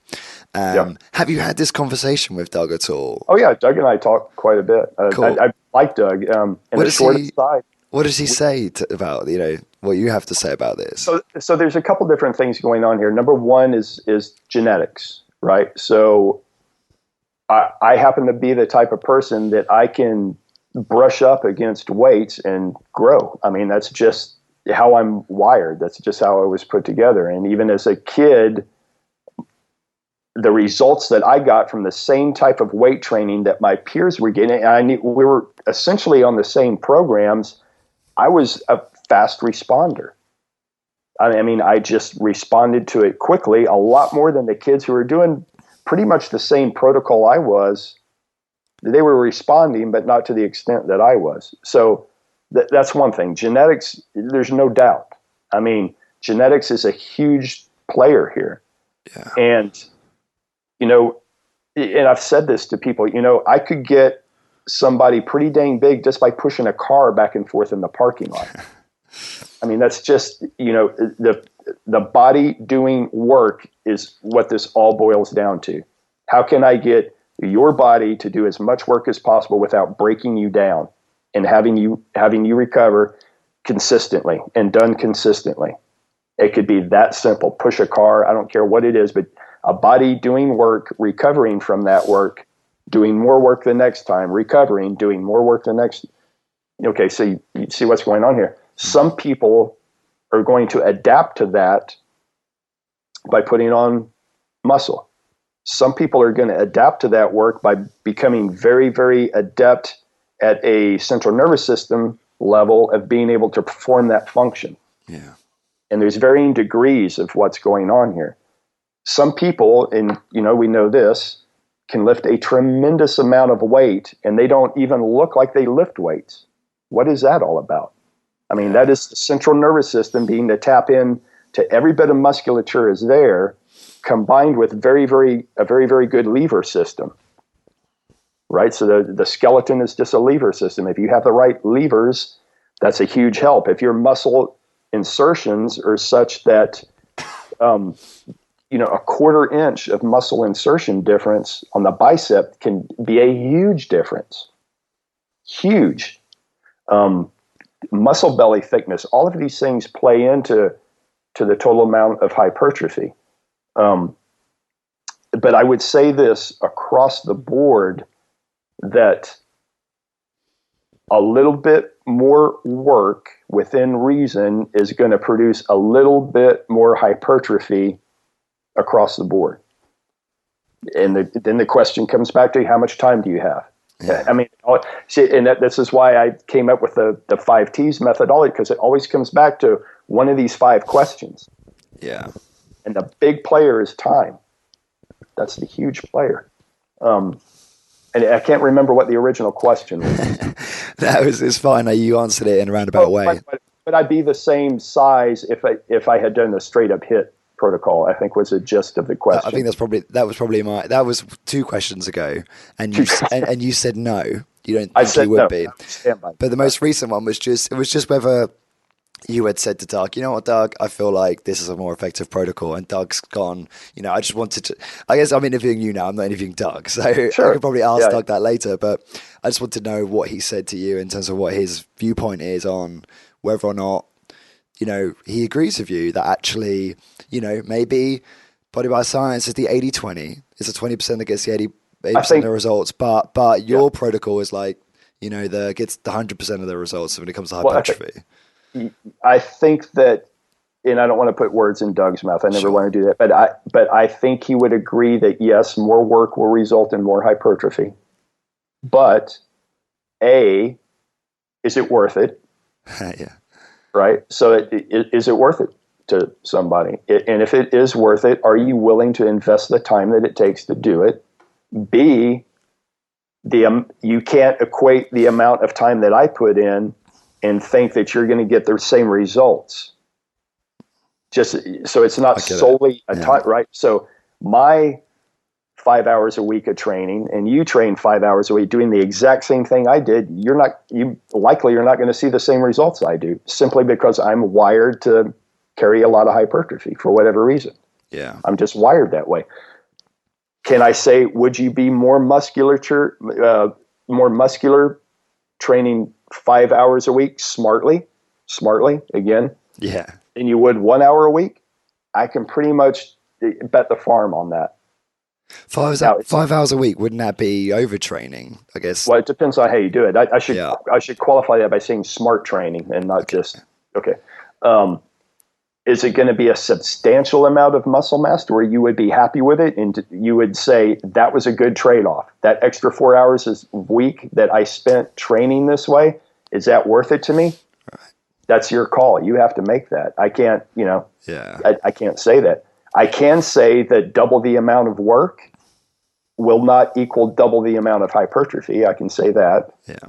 It'll be a little bit more. It's not going to be double because there are diminished returns as soon, the further you go along, it's diminished returns. Yeah. And it doesn't matter what protocol you use. And athletes come up against the same barrier. Olympic lifting athletes and powerlifters come up against the same barrier. That now they're starting to have to shovel a lot of time to get a teeny amount of increase. Teeny amount of increase. But yeah, I think, Doug and I probably agree on 90% of stuff. And I think where we disagree, I think Doug would agree with me on the hypertrophy side of things. He would probably say that, that I could cut my workouts by quite a bit, maybe not down to an hour a week, but quite a bit, and hold the same amount of hypertrophy. Yeah. I might agree with him on with some caveats, realizing that a lot of my training, again, is just me more meditating than actually training, if that makes sense. Yeah, I totally get that. Yeah. So I could agree with him on that. I think where Doug and I, if we disagree, it's with the training the central nervous system. Right. Okay. And it is my contention that ballistic movements done properly, Olympic lifts, overspeed training, different methodologies that track and field coaches, different methodologies that I had used on me, different methodologies that I have used on track and field athletes to enhance speed production, power production, that can be trained and it's not totally genetic. In other words, I can make anybody faster, but I cannot make a slow person fast, if that makes sense. In other words, an Olympic sprinter is born and then trained properly. No one will just be born average and trained into being an Olympic sprinter. That's not going to happen. Yeah. But everybody can be faster. But the idea is that I think Doug would probably say that the central nervous system either cannot be trained to get speedier, faster, rate of force development can't be altered in any way, and I would argue the other way. Right, interesting. Because sorry, I don't think he mentions central carbonite in the Body by Science book. I think he might mention it. And that's my term, by the way. That's just something that I come up with for lack of a better definition. It's just a talking definition, but there is some mechanism by which, through the Golgi tendons, for instance, that the body just will not produce more force than would otherwise rip a muscle from the bone. Let's just say things like that. So cool. Just a general term, central governor is what I use. But go ahead. No, it's fine. I just realized we're at 1 hour 15 in, and I'm not. And we only just started. I'm literally scratching the surface here. Do you have how much time do you have? Do you have half hour? Yeah. Cool. Yep. Okay. Because I'm going to have to start picking and choosing now. Because this is good. Sure. This is good. I like it where I've got. It's kind of similar. Well, it's not quite as bad as Skylar. Skylar, I literally need 3 questions, and then he just talks, and it's great. Skylar's good for that. Yeah, it's great because he just spills out so much good knowledge. It's awesome. Okay, so let's talk about auto-regulation. Sure. Because I think this is quite fascinating, which I'm guessing ties into what you were just saying about the central nervous system, kind of priming it for that final set or final few sets. Well, sorry, I could be wrong. If you want to just elaborate on what it is and how it works. It does tie into that, yes. But generally, what I really mean by that is training the system, the human system, as it appears to me, right? So. We can look at the other side of the spectrum from autoregulation. The other side of the spectrum would be linear periodization, where I'm gonna trace out over the next year, and every week I'm gonna put, let's just say, 10 pounds on my squat over the year, which is totally arbitrary and totally not doable. But just as an example, which at a certain point, obviously, you're never going to be able to continue putting 10 pounds on your squat a week. That's just not going to happen. Someone very, very new to the training game, you might be able to get away with that for a while. And even linear periodization for a newbie trainee might actually work because it gets them to follow a system. It gets them into the idea that I've got to push a little bit harder, push a little bit harder, push a little bit harder. But eventually, that's going to break down. And the reason it breaks down is that the body has so many stresses on it outside of training, and those stresses can't be accounted for in any kind of way, any kind of meaningful way. For instance, training collegiate football players, pretty high-level athletes, you don't know when they come into the training room, did you just have a fight with your girlfriend? Did you stay up all night for whatever, partying? You're talking college age kids. I mean, just the most craziness, even with high level athletes, you're just like, whoa, what are you thinking? But those are extremes. Even in kids that are just totally focused on their sport and their training, have ebbs and flows in their ability to perform. And it has a lot of times very little to do with how they perceive themselves being able to perform. For an example, you could have somebody that's not feeling, real well, kind of feeling under the weather, and they might think, today's not going to be the day. And then bam, they hit PR after PR after PR. Conversely, somebody could come in and say, I had, slept, ate fantastic. Everything in my life is just spot on. And they suck in the weight room. And it's just, what is that? How can you predict what's going to happen if the person themselves cannot predict what's going to happen, how they're going to perform in a relative sense? So it becomes up to the coach to be able to decipher as they're going along and as they're training, whether it's time to, let's say, strike while the iron is hot, or to back off on the intensity and back off on the sets, and maybe even not train at all. And I have, totally said, okay, we're going to stop the session and just kind of roll into some real easy stuff, maybe some prehab type stuff. But today's not the day for you to, I don't know what's going on, but something's going on.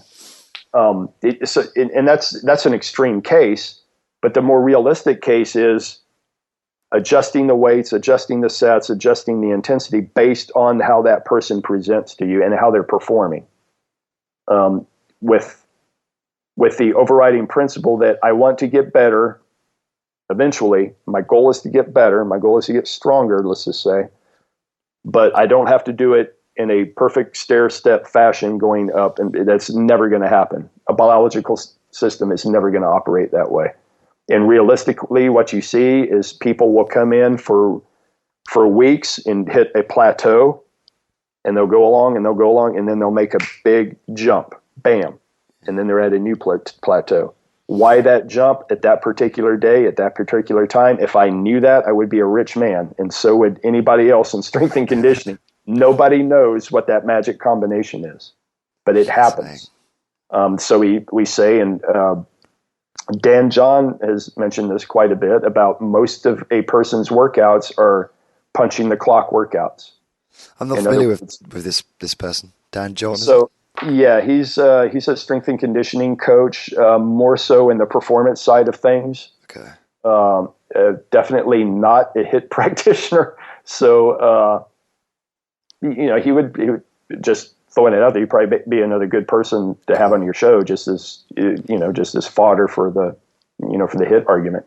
But his contention is that 8 out of 10 workouts are, we call them punching the clock. I mean, you're just kind of keeping the table set. You really didn't PR. You didn't suck. You just were kind of in that middle of the road.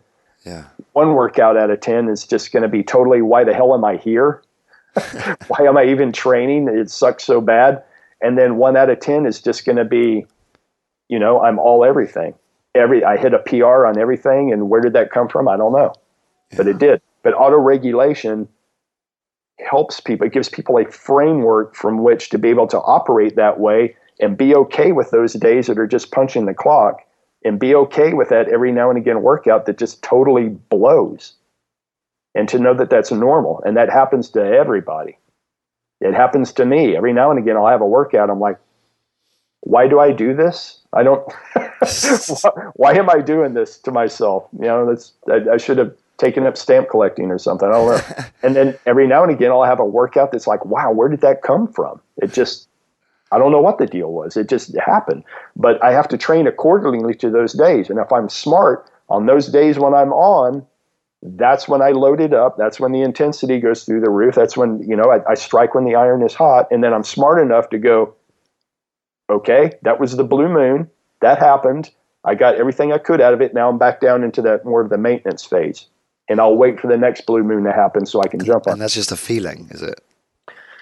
Well, it's not just a feeling. In fact, if you go purely by feeling, you're going to miss a lot of times. Right. A lot of it is just seeing what the actual performance is. So there's a couple things I can do. I can measure power production out of the bar. So if I'm doing Olympic lift derivatives, I can measure power production for a particular weight in the bar. So I know how much power I'm producing. If I'm on my ArcSfit equipment, I can see force production, instantaneous force production, and I see a trace of that particular exercise. So I know what I'm doing compared to what I've done before. I know if I'm on, I know if I'm a little off, I know all of these things, and I adjust accordingly to it. So that's really all it is giving yourself the ability to adjust in the moment and make no value judgment on why that is. Okay. Now I would, for training kids, the kids I'm saying kids, they're college age. I'm not going to place a value judgment on why you suck today, but you and I both know you suck. And if it's something you can control, then we need to fix that. If it's something you can't control, we've got no judgments. Whatever it is, we're going to back off, or we're going to hit it again tomorrow. But there's no need in me pushing you any harder. It's not going to do your system any good. It's not going to make you any better.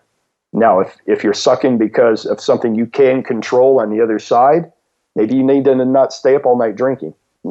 Maybe this is the indication that you need to not do that. But for the normal person, I don't put any value judgment on it. And for clients, I would just point out, today's a little off day. Can you think back? Did you, is your eating in line? Are you sleeping properly? All the basic things. And a lot of times you talk through that. They're like, yeah, I haven't been eating, kind of way off my diet, and, well, it's starting to show. So, this is an indication, no value judgment, but this is an indication of what happens when you go off the rails. So if in fact you do want to get better, we know we need to correct something on the other side. And sometimes, they'll have an off day and we can't pinpoint it. And I'm like, you know what? This happens every now and again. Yeah. Come back in next time and we'll do a lot better. That's a perfect segue into diet, actually. Sure. And I want to ask you some specific questions on this. So what do you think about the concept of a cheat day? In context of every other day being a cheat day? Or just... No. So let me elaborate on that, because I totally know what you. So yeah, if you're eating like a Paleolithic diet or something like that, what do you think about a cheat day? Do you think it serves a purpose? It maybe psychologically, it might serve a purpose. Do I think it serves a purpose metabolically? Possibly it might. I do see a lot of benefit in cycling carbohydrates.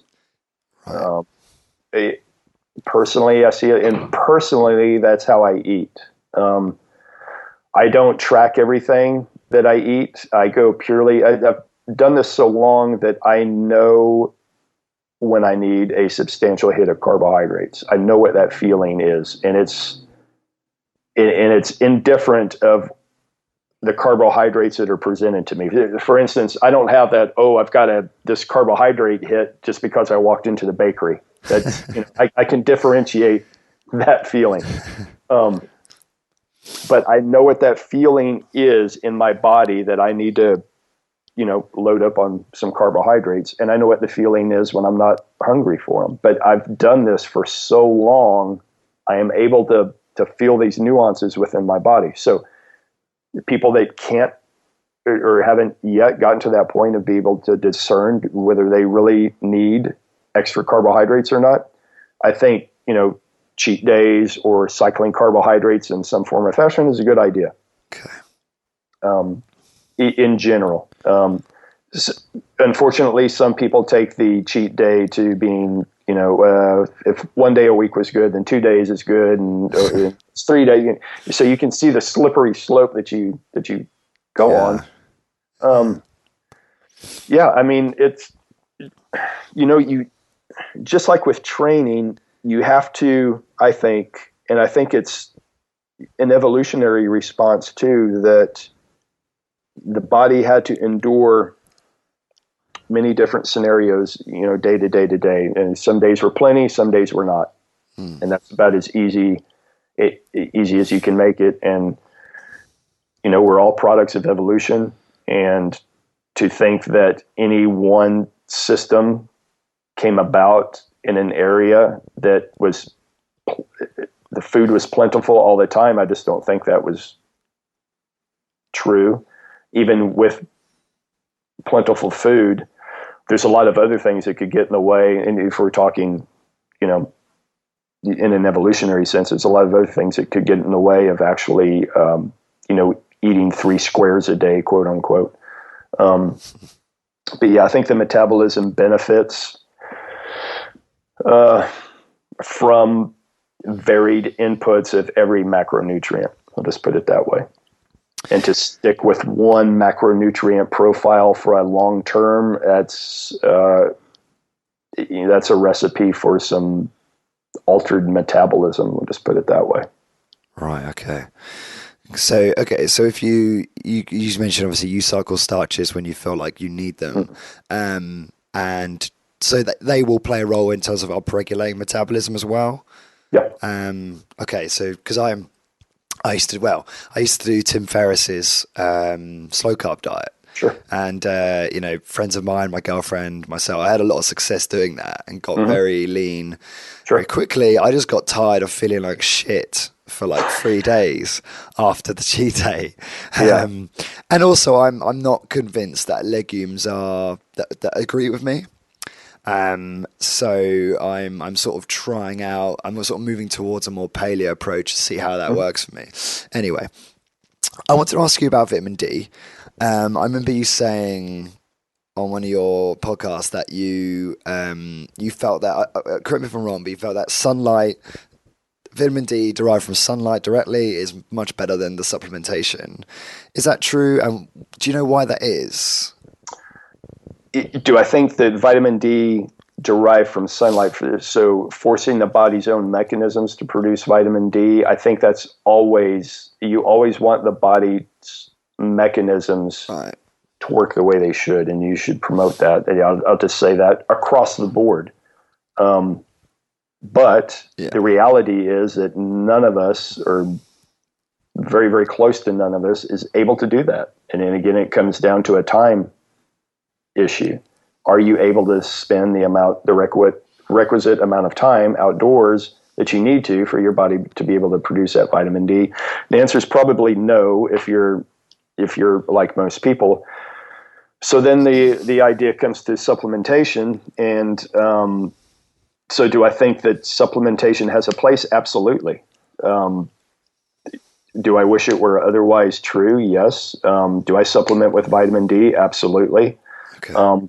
Because even living in Austin, Texas, I'm not out as much as I would like to be in the sunshine. I've had my vitamin D tested without supplementing, and it's not where I would like it to be. It's in 20-ish, I believe, if I remember correctly, normally without supplementation, and I would rather be up in the 50, 60-ish range. And so I have to supplement to get up to that range. What kind of protocol do you follow in the supplementation? Like how many IUs per? 3,000 units a day. Yeah, but it's very, very highly absorbable vitamin D, and it has all the cofactors that help with absorption. What brand? ID Life. ID Life. ID Life. Yeah, it's only in the U.S. right now.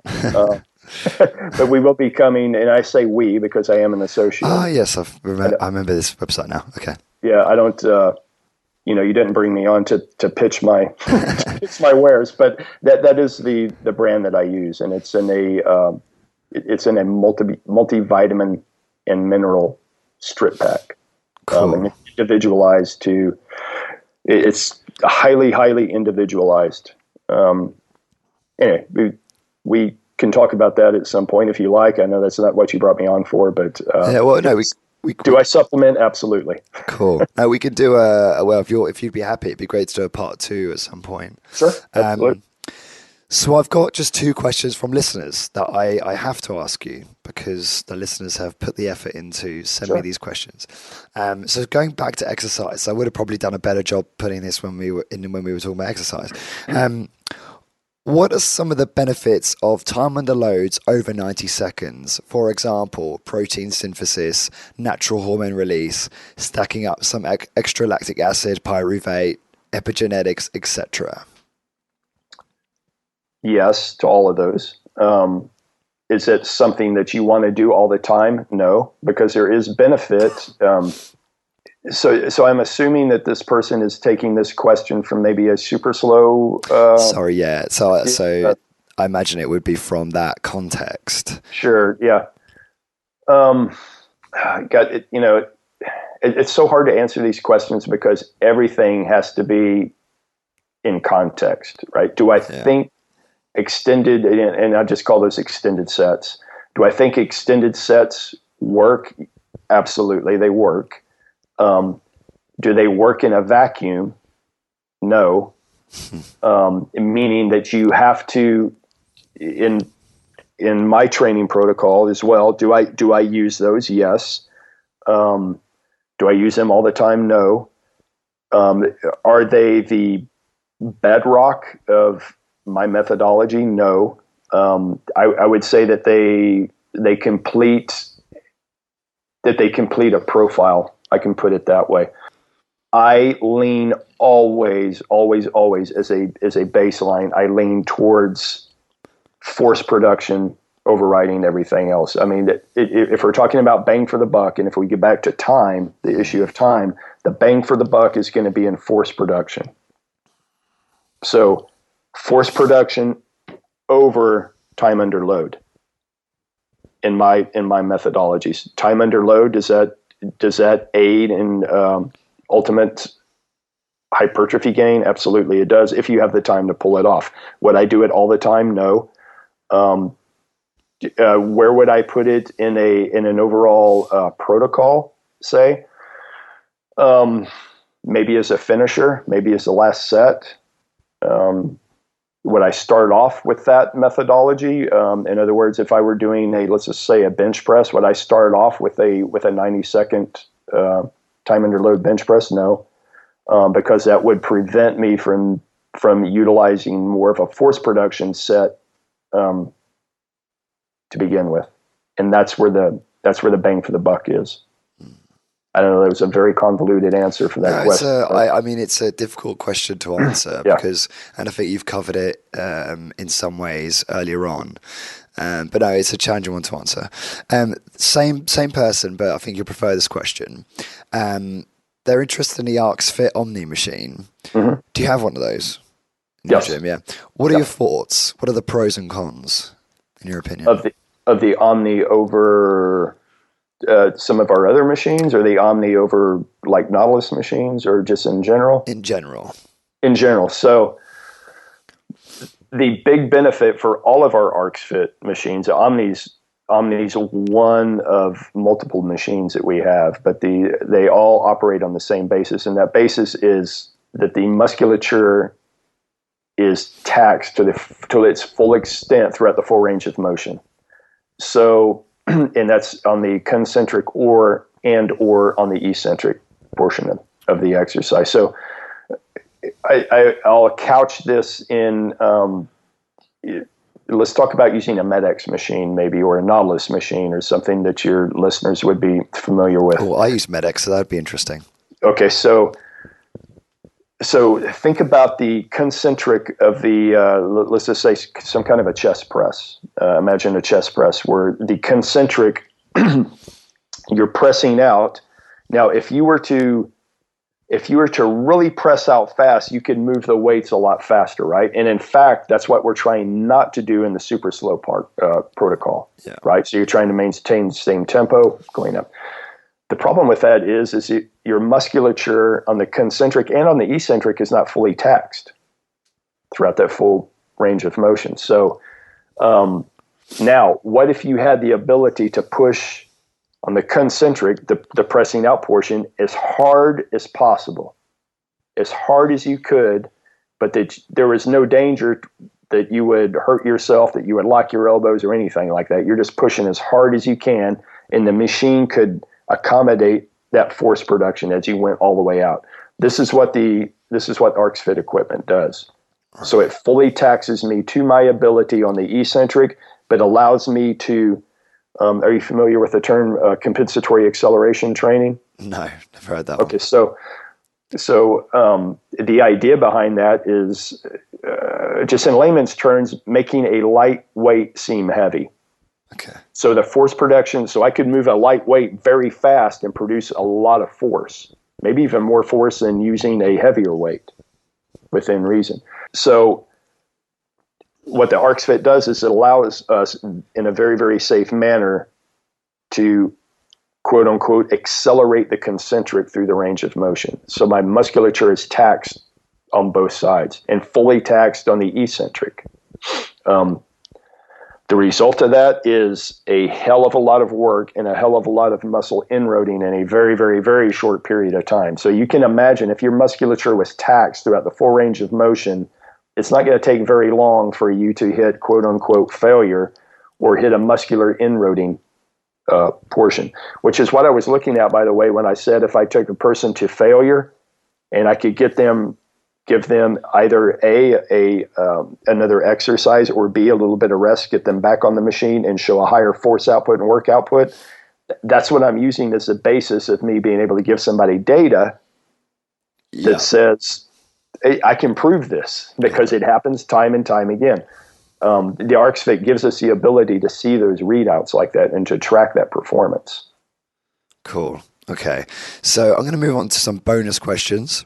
I love this question, and you might not have much to say in answer to it, but I'm going to ask you anyway. What have you changed your mind about in health and fitness in the last year that perhaps you've held dear for a long time? In the last year. Wow, in the last year. So on the diet side of things, I have really come to terms that that just females in general do not do well at all on low carbohydrate diets. Right. So I have seen, now they do okay cycling carbohydrates, but I can just say that of the females that I've seen try to pull off a ketogenic diet or even a very low carbohydrate diet, it's been a train wreck. Really? And I would not have guessed it a year ago. I would have thought that it would not be so. What kind of negative symptoms? Hormonal disruption, total hormonal disruption, just feeling like crap, actually putting on weight, and not good weight and not muscular weight, but just body fat. And I can't explain it in a biochemical sense. I don't know why that's going on, other than it is such a hormonal disruption to females that it just puts them in a bad spiral. And it's just about every female that I have worked with has required, in general, just a higher amount of carbohydrates. That men can get away with a lot more in diet restriction that way than females can. Right. And a year ago, I would have not thought that it mattered that much, but I have seen in the last year, I've seen a lot of evidence of that. So, cool. What level of carbohydrates? This is interesting to me because my girlfriend does a low carb diet. So. Yeah. So, again, it depends on the body weight, of the person and what their physical output is. Yeah. So obviously, glycolytic athletes are going to need a lot more carbohydrates than a desk jockey. But I'm talking females dropping below 150 grams a day, that kind of range. Okay. It starts to get squirrely for the long term at that kind of range. And again, I'm not a biochemist. Again, I haven't done any studies on that other than anecdotal. Sure. I see a lot of evidence anecdotally. So, would legumes suffice as a source of carbohydrate? I know they're not the best, but yeah, there's just a lot of problems for a lot of people with legumes. Okay. On the anti-nutrient side of things, it's just really a gut disruptor for many, many people. Luckily enough, I handle legumes fine. But I don't go out of my way to get them. But when I come across them, I'll eat them, and I'm fine with them. But that's something else I've seen anecdotally, that there are many people that do have problems with them. And so would that be my go-to carbohydrate source? No. The plain potatoes, sweet potatoes, any kind of root vegetable, that's the route I go. Rice, even white rice, I think is fine. But those are the carbohydrate sources that I'm looking at. Cool. What books, not necessarily health and fitness, do you most often recommend to people? Well, for my strength and training or strength and conditioning geeks, I think Triphasic Training by Cal Dietz is probably the best book that I've read in I don't know how long. It's a fantastic book. Cool. No, I heard of that. It is, and for and really, and not to ping on the HIIT aficionados out there, but I force myself outside of my comfort zone continually, and whether it has to do with training or spirituality or other beliefs I have, I force myself outside of that comfort zone. I would really challenge your listeners to stretch outside of their comfort zone and read Triphasic Training. I think it's a fantastic book, and it will really challenge a lot of beliefs from the HIIT crowd, and especially in it has to do with training athletes, and it's mostly in that training athletes in the track and field sense, but you can learn a lot of lessons from that, even if you're just an average Joe trainer. Cool. But yeah, that's one of the best books I've read on the training scene, and a very, very long time. And another book that I read recently by Alex Valletta, and gosh, I can't call the name of it right now, but Alex Valletta in the U.S. is someone who's been able to pull off two different sports which are totally divergent, and that is ultra endurance racing, marathoning, and powerlifting. Cool. And that was a very, very cool book too, to see how he puts his training together. Yeah. Now you want to talk about spending some hours training. So it's not practical for anyone, but it's interesting, right? Yeah. So you make that determination too. But there's a lot of stuff that you can look at, even that I think the HIT crowd can take out of triphasic training and kind of put into their own training to change things up. It's agnostic, that book, as far as training protocols. What it's talking about is training principles. So, cool. So you can put some of those principles to work even in a HIT format. And I can say that none of the principles in there that he talks about are anything really new in the strength and conditioning sense, but he's done it. He's made these ideas approachable for the layperson, I guess. That's the easiest way to put it. These principles we've known forever, but he's put them down in such a way that they're easily approachable and absorbable by the layperson. But yeah, it's a fantastic book. Cool. Joe, I was listening to an interview you did of Rob Wolf about paleo effects with your wife. Yeah. And at the time, sorry, the voice is going. At the time, your paleo effects wasn't in your eyes a successful business, but now it looks like it's blowing up. Yeah. Which is awesome to see, and congratulations on that. And thank you. It's awesome because I like the way you guys were like, you know what? We want to have a massive impact. We want to influence many people as possible, and we need it to be a business. We need to make money to do that, and we're not ashamed to say that. And I thought that was pretty cool. When are you bringing it to London? Because I want to go, and I can't fly to Austin, Texas. Anyway. Actually, a year and a half ago, we were in London and scouted some places out. I think we're at least a year out from being able to take it outside of the U.S. We are at the point to where this is a viable business and it is a money-making business. Right. And, that took us 3 years to get to that point with lots of, if your listeners are entrepreneurs, they know what the agony that goes into a startup, much less a startup that is an event, the size of the event that we put on. Do we want to go outside of the U.S.? Absolutely. Is London on the radar? It absolutely is. I mean, my wife and I have made a trip out there already to look at some places and kind of get a boots on the ground feel for what's going on. When that's going to happen, I can't say. And I'm not trying to hold back something that I know. I don't. I know we want to. I know we want to do that. I just don't. It may be next year.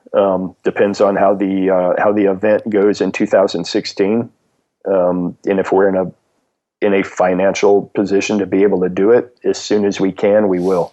Very cool. It is on the radar. London's on the radar, and Australia is on the radar as well. So sounds good. I tell you what, do you want to email me the links to all the businesses you're involved in? Because I'd like to put Absolutely. that on the show notes. Sure. What's the best way for people to contact and find out more about you? The easiest way, really, the way my life operates is to go on Facebook and go to the Theory to Practice group. Okay. That's the easiest way to get up and contact me. Otherwise, my blog, Theory to Practice, which unfortunately resides at the website ancestralmomentum.com. And I realize that is a total marketing faux pas. There's a long story as to why this has come about, but that's just Ancestral Momentum. Just like no one could spell it. Right? Right. But yeah, the easiest way to get up with me is to go through Facebook and go on the Theory to Practice Maybe it's like a litmus test. So the people that spell it are the people you want on the. That's right. I want highly intelligent people on my. That is the screen. But those are probably the easiest ways to get up with me. I'm also on Twitter at Keith Norris. And those are probably the easiest ways to get up with me. But I'm also heavily involved, like you say. I'm a founder and an owner of PaleoFX with my wife Michelle. Yeah. And my business partner Mark Alexander. You can kind of get an idea of our training protocols if you go to efficientexercise.com. Cool. So that's our gyms, our training equipment. Some of the training equipment, our proprietary equipment is ArxFit, ARXFIT.com. Okay. You can see some cool stuff on there as well. Excellent. Well, before I forget, because I'm an idiot and I sometimes forget to plug my own website, so people don't even know where to go to get all this lovely information. Listeners, you must visit corpwarrior.com. That's CORP warrior.com, and that will redirect you to 15-minute corporatewarrior.com, which, like you, I made a similar faux pas in making my URL very, very long. So I've redirected people using corpwarrior.com. So Keith, before my voice decides to quit on me completely, we're probably going to have to close this one off. But Thank you so much for your time. This has been really fun. Oh, absolutely. I've learned a ton. I appreciate that. And I'll be in touch. And if you want to drop me an email with those links, and we'll be in touch about a part 2 at some point. Okay, sounds Excellent. Great. Look Cheers, forward to Keith. it. Take care. Right, bye-bye. This podcast is brought to you by hituni.com. That's hituni.com. HitUni is an e-learning course provider specializing in high-intensity training for personal trainers and for people looking to learn how to apply the principles of HIIT to their own training for best results. It comes highly recommended by Body by Science author Dr. Doug McGuff, Discover Strength CEO Luke Carlson, MedX Precision Fitness owner Blair Wilson, HIIT expert Drew Bay, and the founder of Living La Vida Low Carb, Jimmy Moore. It was founded by author and high-intensity training master personal trainer Simon Shawcross. Simon has 15 years experience and has supervised over 15,000 workouts. Due to a combination of demand and a lack of quality in certification programs in the fields of high-intensity training, Simon and his team spent the last 3 years developing top-quality courses that will educate fitness professionals and participants to enable them to train individuals and themselves in the safest manner and produce best results. HitUni has been put together using knowledge from the very best minds in the field of exercise, including Skylar Tanner, James Steele, Dr. Doug McGuff, Drew Bay, John Little, Mike Mensa, Arthur Jones, Dr. Ellington Darden, and many more. The courses are delivered online through the website, where you can learn via a variety of multimedia materials at your own pace and convenience. The online video presentations are engaging and make learning fun. Online support and a discussion forum are provided to resolve any sticking points and enable you to share ideas and ask for help.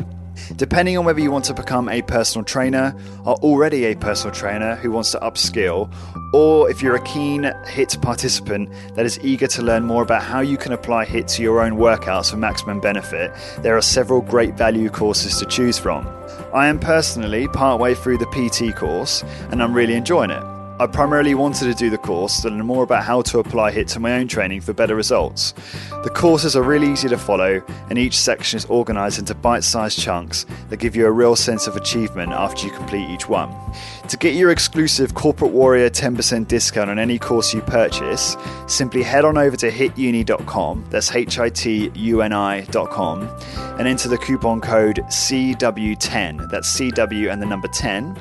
So again, head on over to hituni.com, hituni.com, pick your course and enter the coupon code CW10. Thanks very much for your support.